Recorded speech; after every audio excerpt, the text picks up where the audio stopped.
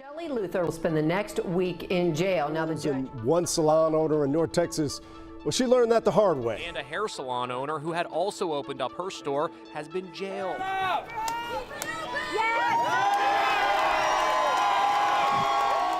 Luther tore up the citation to the cheer of the crowd. But in Dallas, salon owner Shelley Luther faced 7 days in jail for... So your client is in jail right now?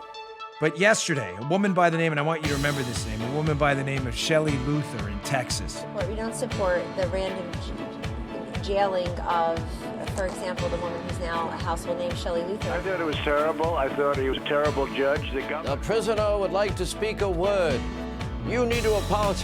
What were you thinking? He said you need to apologize to the politicians. I was like, what?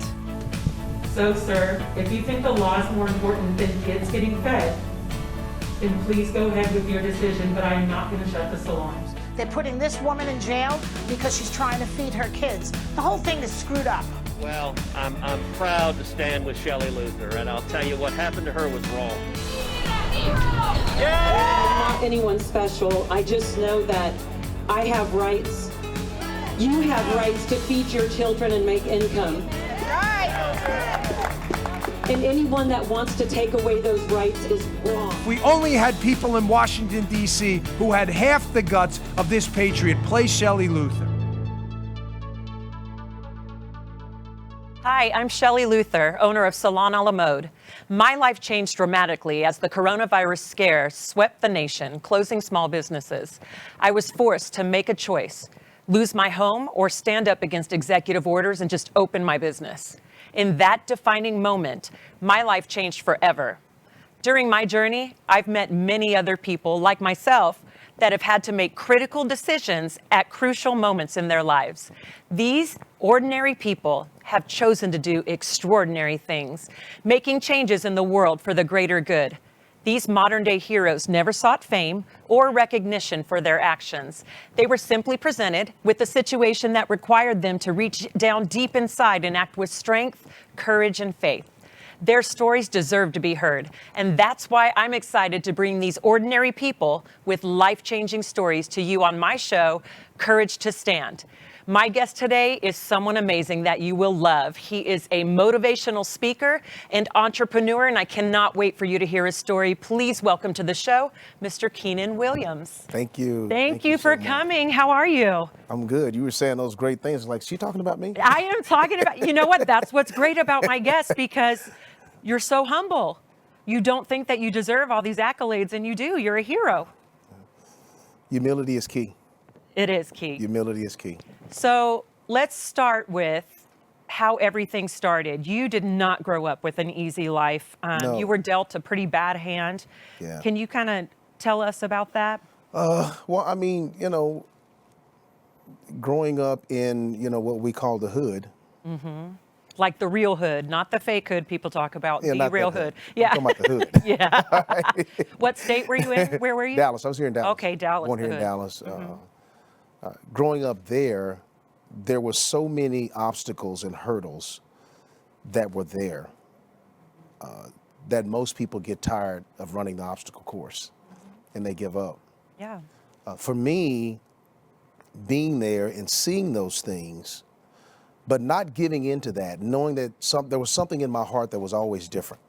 I never gave into what I saw, the drugs, the alcohol, the gangs. Of course, I soon joined those things, but my heart was never in that. And so, my father, who I love, and he's a great guy now, he's saved, never went to church, growing up. My father, who's saved, he was very violent.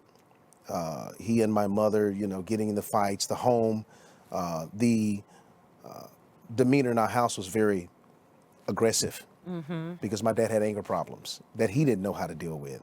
Right. And my mother obviously had problems because she accepted it.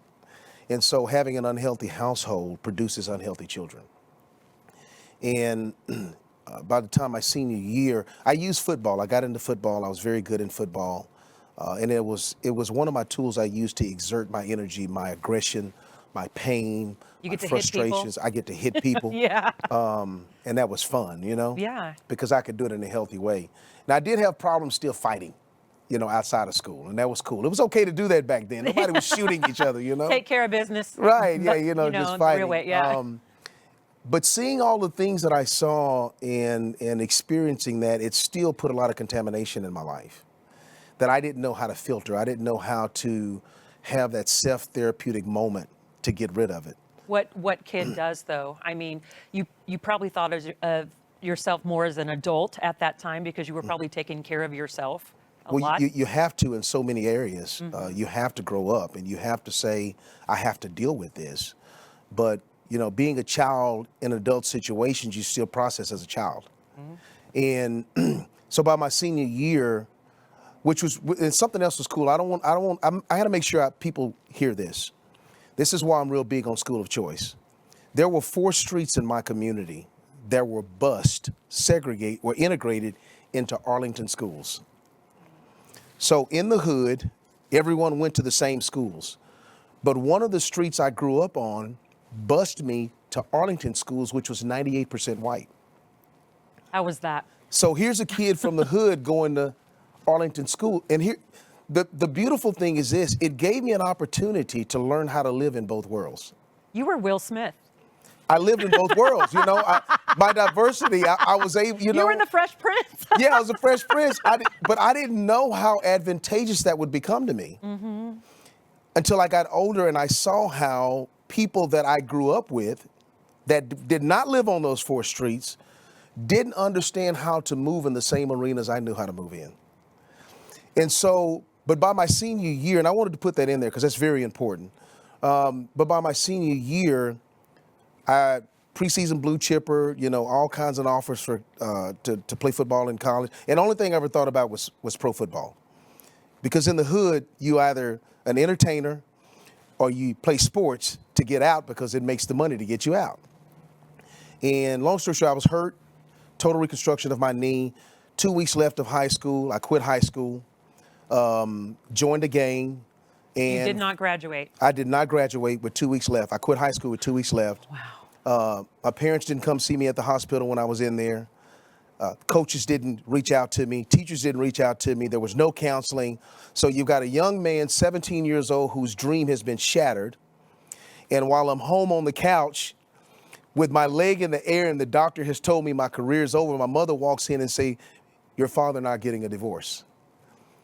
And I have to get my clothes and leave as fast as I can because I'm afraid he's going to hurt me.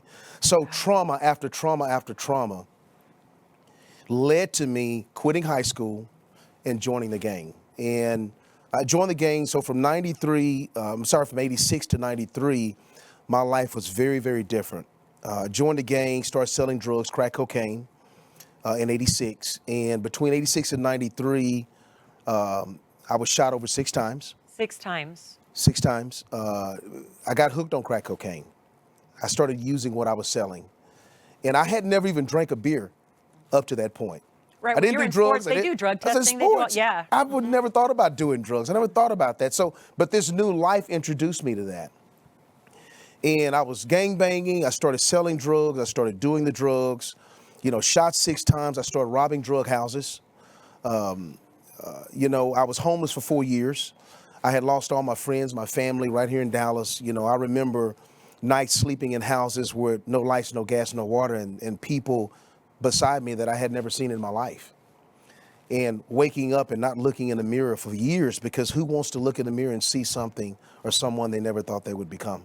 You went from having a full support system. Very popular in high school. Because you were worth something to other people. My value was football. Right. And when my value was gone. Your value's gone. My value was gone. And those nights of being homeless and the drugs and the alcohol and, in and out of jail. I went in and out of jail over 45 times between 86 and 93 for various charges: unauthorized use of motor vehicle, forgery, aggravated robbery, deadly weapon, unlawfully carrying weapons, doing everything that I never thought I would do. I did it. Do you think it was maybe to get the attention back, good or bad? You were at least getting some attention. Yeah. I was traumatized. You can't deal with trauma that you don't know how to deal with. So I was angry. I was hurt. I was frustrated. I was angry at my coaches. I was angry at my friends from high school. Your parents. that we were very close together, but all of a sudden, because I didn't play football anymore, everyone disappeared. I was angry at my parents because they failed as parents. But of course, I'm older now. I knew that they only did what they knew to do. So of course, I've forgiven them for that. And then by 1993, after being shot 6 times, homeless for 4 years, in and out of jail over 45 times, of course, you know, so many nights, so many mornings, people would drive by that I did know from growing up and would see me, and they would look at me in certain ways, or they would put their noses up. Or even the people on Sunday mornings that I thought would love me or would tell me something about the God that they serve with the steeple with the cross on top. Mm-hmm. They would lock the doors on me and make me feel as though I didn't belong. And so that was very hurtful. That was very painful. So I determined in my heart I would never become a Christian. Of course, I am one now. Right. But I said because of that, I would never become or be a part of the God that they serve because of the way that they treated me. Right. I was just a young man looking for answers. We still have a problem with that. Religion these days. kills. Religion is horrible. There's a lot of people that claim to go to church or claim to do certain things, Mm-hmm. and then still look down on people or talk poorly about And other that's not people. God's way. It's not. And I had to learn that in prison. So I was sentenced to 6 years in prison. Wait a second. You had to learn that in prison. I learned that in prison. Prison became, the first 4 years of prison was hard for me. And it was hard because I was still a gang member. I was still fighting. I was still frustrated. I was still hurt.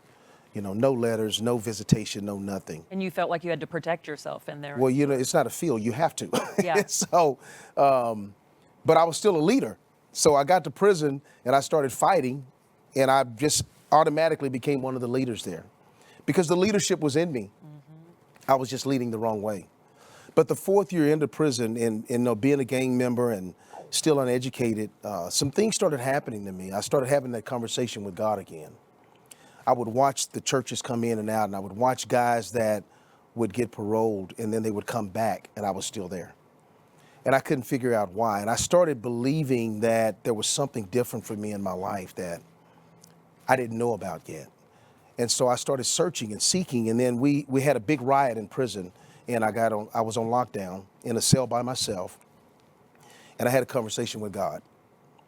And it felt so good to talk to him and yell at him and tell him everything that I wanted to tell him and everything I wanted to tell my parents and all those people that locked the doors, that I did it again the next night. But this time, I made a decision to accept Jesus Christ and said, if he can change my life, then I'm okay with that. So baptized in the cell by myself, filled with the Holy Spirit, on fire, power of God hits me. And all I know is whatever it was that hit me had the ability to change and hit everything else in my life that was wrong. So for the next 2 years, I read 248 books in prison. I knew I needed to get educated because I knew education would be one of the keys to my success. So I wrote the warden over 150 letters. They wouldn't let me in school because I was a gang member. So I wrote the warden over 150 letters and, of course, never answered, never in school. And then one day I saw the warden walking to the chow hall. And I said, here's my opportunity. And I started going around guys, and the guards are like, Williams, what are you doing? Getting out of line. Get back in line. I said, I got to get to the warden. And I finally get close to the warden, and I yell his name, Warden Jones. And he's got this big 10-gallon hat on, You can't miss the warden. Yeah. And all the guards around him. I yell his name, and he turns around, and he looks at me. And he says, Williams, I know who you are. If you don't write me any more letters, I'll let you in school. I said, yes, sir, that's all I wanted. I said, that's all I wanted. That is great. So I got in school.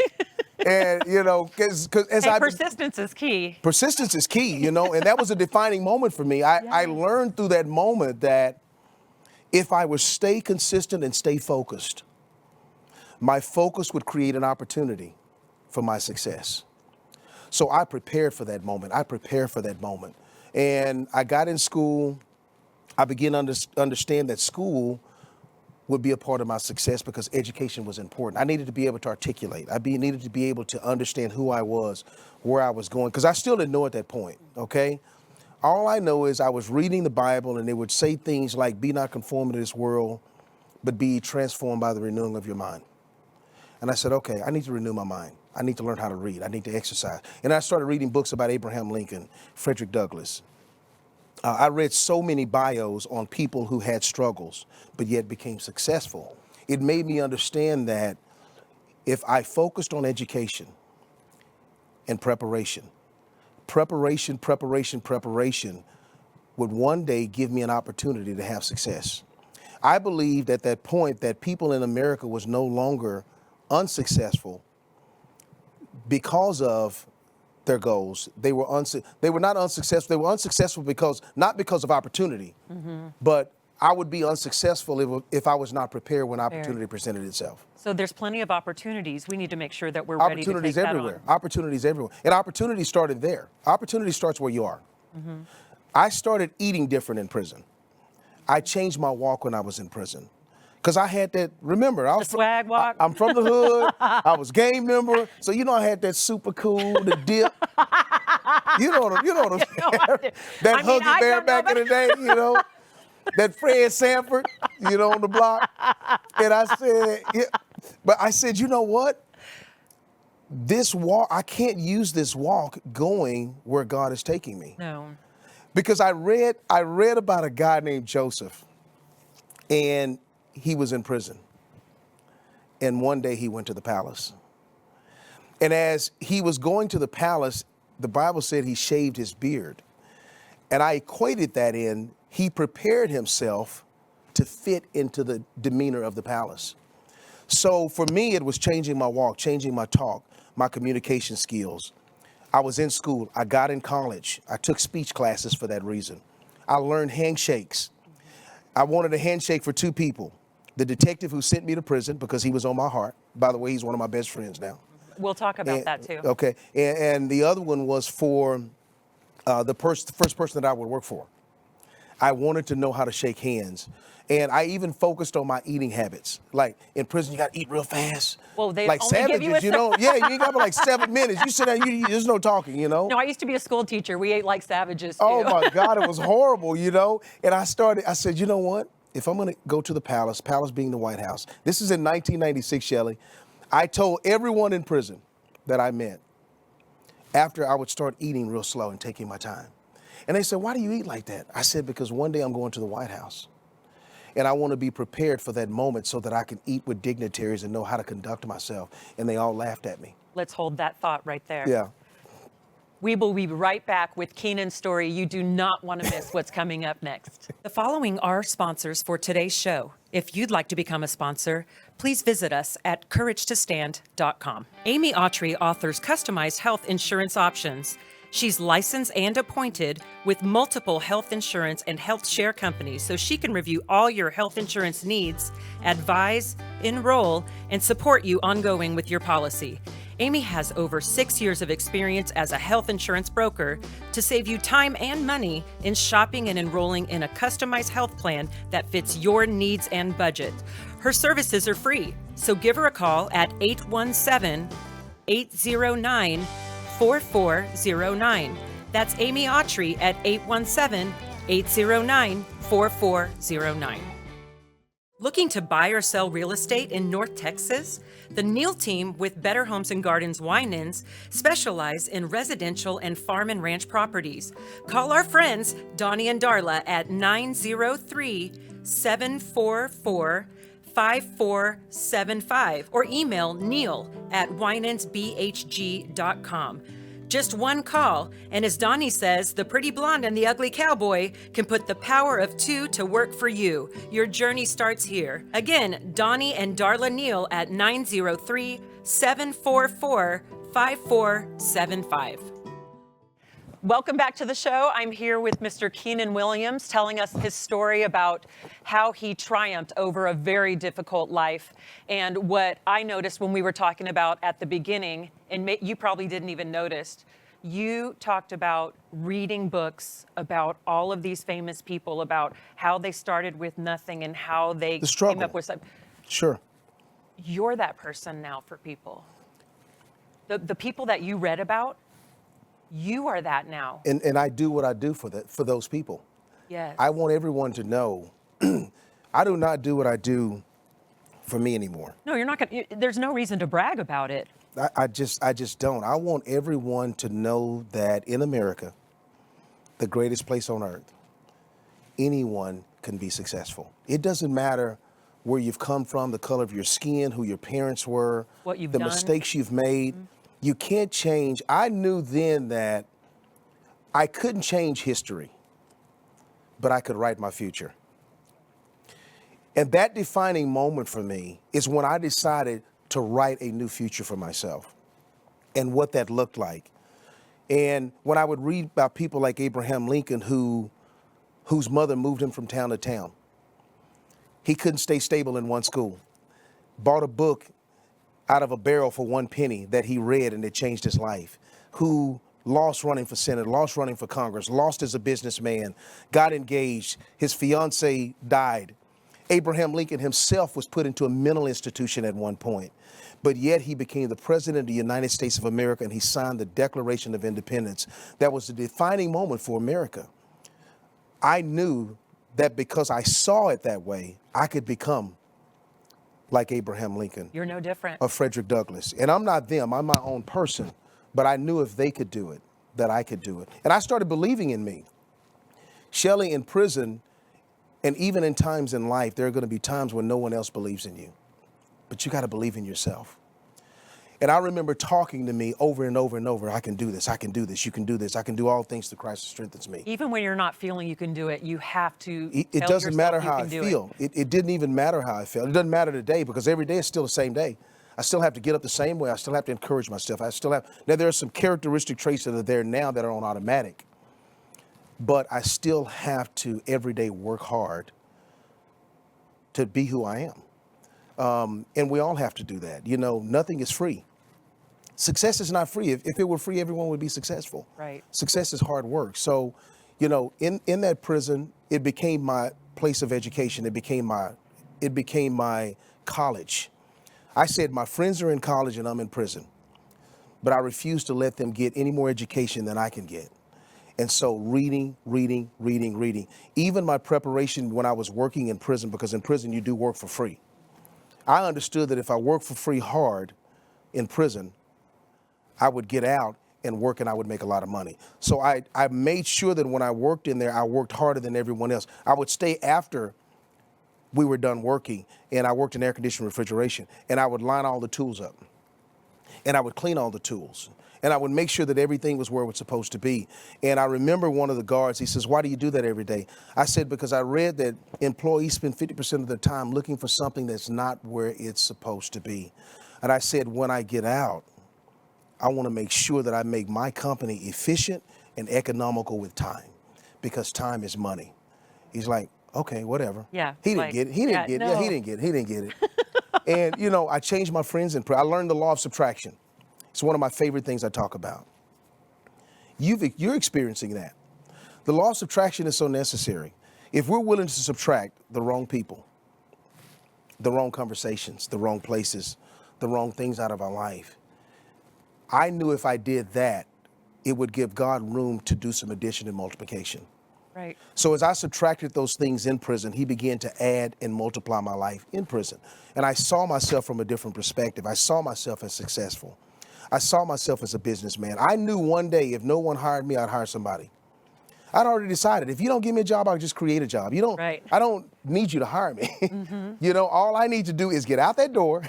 And when I get out that door, I am going to create an opportunity for success that you've never seen before. What people, or who are the most influential people in your life at that time, and what happened? I know you mentioned the sheriff that put you in jail. The detective who put me in jail. Okay. His name was Alan Patton. And the reason he was important to me at that time is because before I went to prison, they were looking for me, and I was a very bad person. You know, I did a lot of horrible things. Robberies like crazy, you know, and I was hurting people. But I will say this so people will know, I didn't rob regular people. I only robbed drug dealers, okay? Well, I mean, that's better than, you didn't get the old granny with the purse, okay. You know, I didn't get the old granny with the purse. I was an ethical robber. You know, Okay. I had some etiquette and ethics about my robbing skills, okay? You know, I didn't rob regular people, you know, or stores and all that, you know. I just robbed drug dealers because they had what I wanted, Perfect. You know, ethical robber, you know? Oh, my God. But this guy, the detective, is there looking for me. I got his number, of course, from my mom, and they had dogs looking, they had helicopters looking. I had did some horrible things, and I called him. And I said, look, this is Keenan Williams. I know you're looking for me. I said, I would, if you would let me spend 24 hours with my family, because I know I'm going to be gone a long time, I'll turn myself in the next day. And this is before you went. This is jail. before I went. Mm-hmm. And the detective said to me, he says, I've never done this before. I'll give you 24 hours and I'll make sure that no one touches you. And if you turn yourself in. And I said, I will. So that detective gave me drug addict, crack addict, robber, gang. He gave me responsibility that I hadn't had in years. He believed in me. In a little respect, actually. In respect, he believed in me. Mm-hmm. And so I went and I saw all the police cars parked by the house and no one touched me. So for 24 hours, I spent that with my family. And then the next day, I went and turned myself in. That was so impactful to me. It let me know that all police are not there, because he wasn't trying to arrest me because I was a black man. Right. He was doing his job. And that affected me for years in prison. Like, that guy respected me. You're always thinking, why? Why? You know, and all these people would have these bad stories about police. And I would say, well, I had a detective who let me spend time with my family. And I wanted to make sure that I found him when I got out. And so my finding him when I got out, you know, I get out of prison and I go, it's probably out maybe a little over a year. I got out, I started my own company. Next day I got a job and got a job at an air conditioning company. And, you know, the first thing I told the owner, I was there at 5 o'clock in the morning. So it's dark outside, right? Yeah. Hey, I've been in prison for 6 years. Push-ups, yeah. I'm up, I eat breakfast, I'm drinking coffee, you know, so my schedule was very early. So I'm there at 5 in the morning and my mother was trying to stop me from going. It's like, no, I'm going to go get a job. She's like, okay, I'll take you. I don't need you to take me. You know, I had already mapped out 10 places within a 5-mile parameter of her house that I could walk to. I was in shape. I ran 5 miles every other day in prison. So I didn't need any help at this point. I just needed to get out, you know. And so I get there and it's 5 o'clock in the morning and this older white guy walks up and it's dark and I scared the crap out of him. I'm this big black dude. It's dark outside. I'm probably 240 at the time, you know. And I said, hey, it's okay. I saw him flinch. You know, I said, hey, you're it's okay. You're not the type of person I rob. Right. Dude, you're not my type. Right? You're not my type, you know. Sorry. That was a good one. That's the first time I heard that. That was a good one. And so I tell him, I said, I'm just here to get a job. Mm-hmm. He's like, it's 5 o'clock in the morning. I said, I know. He said, well, come back at 8. We are hiring. My secretary will be here. And I said, no, I'll just wait right here for her. He said, but you can fill out an app at 8. I said, no, I'll wait right here. I said, I learned that first impressions could last throughout the day, and I don't want anyone to ruin my opportunity to work for you. And he looks at me, he's like, give me a few minutes. So he calls me back in, you know, maybe 5:30-ish or something, you know. Walk in, I've got my certificate in my hand, and I sit down at his desk. He says, so young man, you're here early, and you tell me that. I said, look, I want you to know I just got out of prison. There's no one that you have that can outwork me, that has more dignity, loyalty, and will be more beneficial to your company than me. That was about 5:30. 6 o'clock that morning, I was working for his company, okay? 30 days later, through practices of preparation in prison, 30 days later, I was running my own crew, because every day I stayed after work and I cleaned the tools and I lined the tools up. And he would come and say, why are you doing that?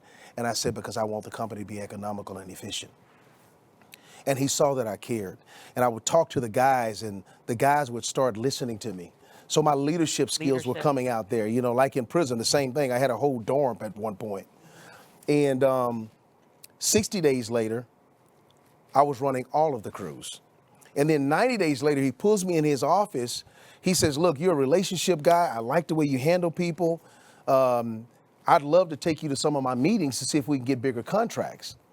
So he starts taking me with me. We're landing these contracts. Man, I am killing it, right?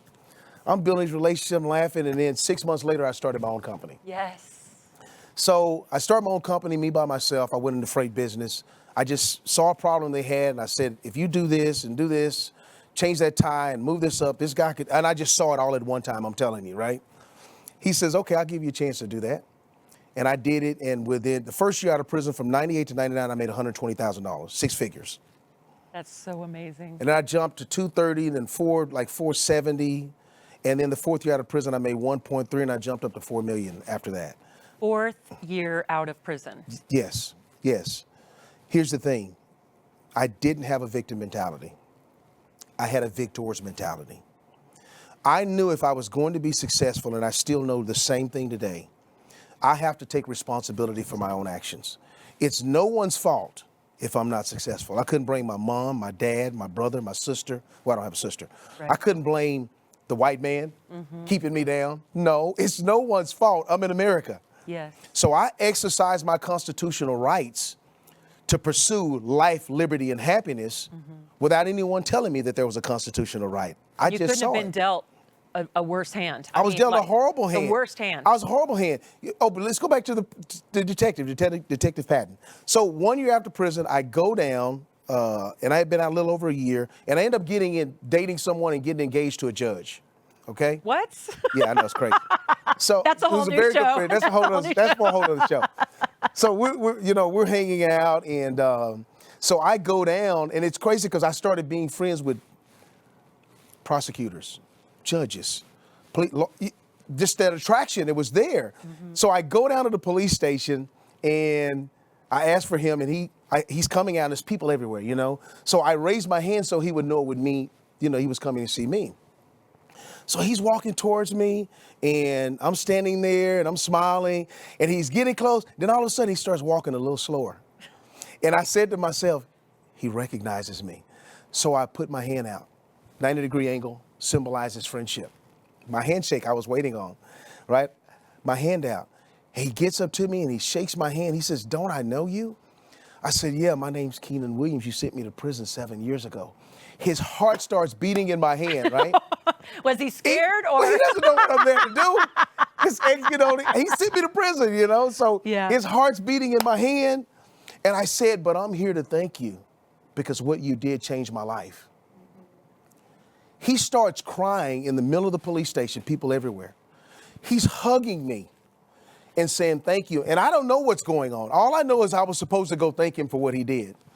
He says, "I need to take you upstairs and show you something." He takes me upstairs. And as I'm going through the police department, I'm going through the police department behind him, right? And I see a couple of the police officers who had probably arrested me 20 times. Kenny Lee, one of them, his name's Sergeant Lee.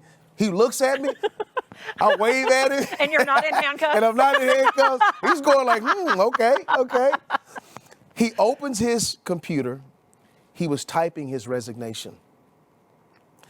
Alan said, "I'm typing my resignation because I didn't think anyone cared about the job that I did." That was in 1995. No, I got out in 98. That was in 2000. Alan just retired in like 2016. So you kept him from retiring. It gave him another 15 years. And so Alan and I have done news station documentaries together before. We've spoken together before. We talk on the phone constantly. We love on each other. I go to travel and I speak to police departments to show them what the relationship can be like, to bridge that gap between police and citizens. And so Alan's become one of my best friends, you know. He shared things with me that only me and his wife would know. Cases, he still does things on the side, you know. Very good friend. And so the point of that is, you know, Shelley, it shatters that fallacy that people have about white police officers and black guys. He arrested me because it was his job. And now he and I are friends because I understood that it was his job. Does that make sense? No, it makes total sense. And when you say his heartbeat was in your hand, yours was in his. You just didn't know it. I just didn't know many years before that. Yes. So it was pretty cool. You're pretty cool. You're a hero. I'm not a hero. No, you're absolutely a hero. I'm just a hardworking guy. You know what, though? That's what I love about you, because Thank you. any person, white, black, green, blue, it doesn't matter, can look at their circumstances and know that they can make anything they want out of themselves. And you are living proof of that. And be open-minded. You know, I mean, just a few years ago, everyone knows, if they're watching, probably know I've been in politics. And, you know, I was vice president for the NAACP at one point, staunch Democrat. I still have a lot of friends that are Democrats. But 7 years ago, about 8 years ago, some things started happening that opened my eyes. I met a guy at an NAACP event that I was speaking at, and there's hundreds of black people. Of course, it's an NAACP event. Right. And there's like 2 white people. When there's only 2 white people, you're going to recognize those 2 white people. Well, yeah, you know? you stand out. Right, you stand out, you know what I mean? So, you know, I could tell he and I were engaging, and then afterwards, he walks up to me, he says, you know, we know a lot of the same people. I was like, really? Introduces himself, Rodney Anderson introduces himself, and, you know, we're talking, he gives me his card, and says, let's grab lunch sometime and catch up. So he and I ended up having coffee one day. Long story short, we were both born the same year, the same month, 21 days apart. Grew up in the same city, except I grew up in the hood and he grew up in the neighborhood. There's a difference. There's a difference. Don't forget that. Right? Yeah. That's a reality. Yeah. You know, I tell people all the time, the hood, that's why it's called Planned Parenthood. Right. They gave the hood Superfly and they gave the hood Superman. Yep. I tell young men all the time, if you show me your hero, I'll show you your future. Be very careful who you choose as a hero. So anyway, so Rodney and I are talking, and we know all the same people. He went to college, I went to prison. We met for about 3 months. We're talking, man, hanging out. And he started sharing some things with me that made me ask questions. Because I love to ask questions. I want to know more. I want to know more. I want to know more. I love to learn. And after about 7 months of he and I hanging out and me asking questions and researching and finding out Frederick Douglass was a Republican and Abraham Lincoln was a Republican and all blacks were Republican, all minorities, period, were Republicans up to the late to early 60s. I was like, but why were they Republicans? And I realized the laws that, number one, Abraham Lincoln was a Republican who signed the Declaration of Independence, and the Republican policies created freedom versus the Democratic policies that created bondage. Right. And the Democrats fought against the Republicans to end slavery. And I was like, whoa, well then why am I a Democrat? Yeah. That didn't make any sense to me, you know? Yeah. Like, okay, wait. The Ku Klux Klan comes out of the Democratic Party, but yet I was told I was a Democrat. And so my belief system lined up with the Republican as a conservative. My thought process was all the same, but I was taught I was a Democrat. And after 7 months, I looked at Rodney and I said, man, you know what? He said, what? I said, I think I'm a stinking Republican. He's like, I know you're a Republican. I always knew that. Just I waiting said, for you to realize why didn't you tell me that? He said, because I didn't need to tell you that. I needed you to discover that. Yeah. I needed you to discover that. And so him loving on me in such a way opened my eyes and allowed me to see something I had never seen. That's why I don't push being a Republican on people. I want to love on them and allow them to see me for who I am. That will build a relationship so that they can see who they really are. How do people get a hold of you? Oh, they can go to my website, Facebook, Keenan Williams Motivational Speaker, or my website is Keenan Williams Inspires. Thanks. No, that's good. KeenanWilliamsInspires.com. Yeah, you can hire Keenan for motivational speaking, anything. All kinds of speaking. I do sales training. Mainly, you know, I go to schools, I go to prisons, I go to companies. I just did a bank. Oh, good. Which was really cool, a bunch of bankers. Keenan is great. He is great for you to have anywhere, and I would recommend that you hire him. Please get a hold of him, and we'll put all of his information. Thank you so much. At the bottom of the show so you can see it. And I just want you guys to know that we have another amazing guest coming on next week, and be sure to share everything with your friends. We depend on you guys to do that, and don't be afraid to have courage to stand. Thank you so much.